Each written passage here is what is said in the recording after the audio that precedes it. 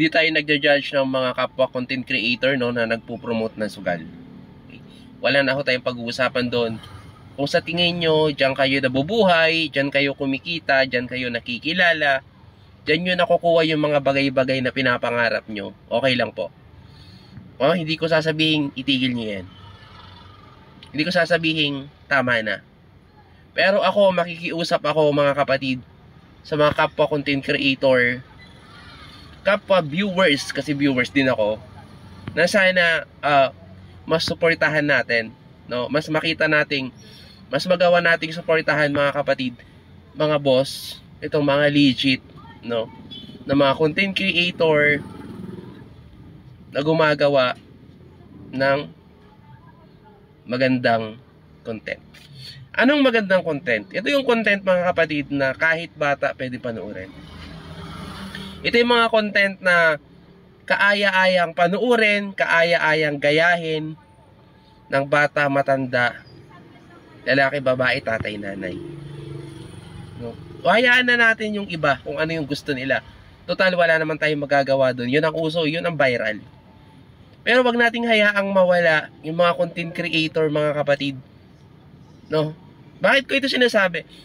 Kasi napanood ko yung content ni King Lax.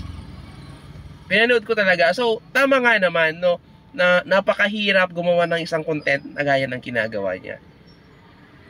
Tapos, nung kumuha pa siya ng, or nag-promote siya ng isang sugal, binash siya. Sinusubukan ng taon to, itong content creator na to, na gumawa ng content na maganda without promoting gambling. Pero hirap na hirap siya. Bakit? Kasi mga kapatid, kulang ang support ng mga viewers. Nakikita naman natin, ma-judge naman natin kung nasa puso talaga ng tao yung kanyang ginagawa. Makikita natin yan. So, I salute, no, I salute King Lax, no. Salamat sa iyo, brother. Kung may chance lang ako, gusto kitang gayahin. Kaso sa ngayon, wala akong budget para gayahin ka. Kasi kailangan din talaga ng pera ng kasama, no, sa ginagawa niyang video. Actually, napakahirap ng ginagawa niyang video. Siguro, dadating ang panahon na gagayahin ko yung ginagawa mo. Pero not this time, siguro dahil wala pa tayong kakayahan na gayahin, no? Kasi napakaganda talaga mga kapatid. Walang masama sa pagtulong. Kahit gawing content yan, okay lang. Bakit? Ang importante dito, may natutulungan ka. May mga napapakain kang kumakalaman sikmura. May mga natutulungan ka magkapera, magkakalabaw, magkabangka. Yan ang content ni King Lax no, na namimigay talaga siya. Magastos yung kanyang content. Although nakikita naman natin million of views, pero napakakunat na talaga ang sahuran ngayon. Hindi kagaya dati. Meta, YouTube, ang hirap-hirap po sumahod.